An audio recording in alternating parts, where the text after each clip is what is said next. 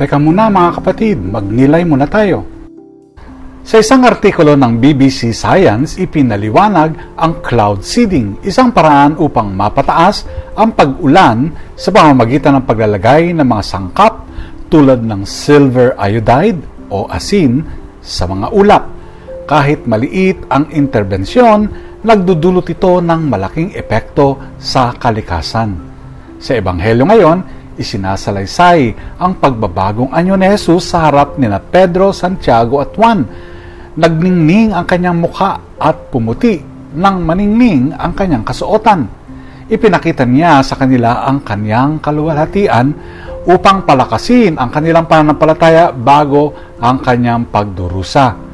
Tulad ng cloud seeding, ginagamit ng Diyos ang maliliit na bagay upang baguhin tayo. Isang taimtim na pananalangin, isang mabuting gawa o isang inspirasyonal na salita. Minsan, hindi natin agad naunawa na epekto nito. Ngunit, unti-unti tayo nitong hinuhubog ng kanyang biyaya, hindi ba?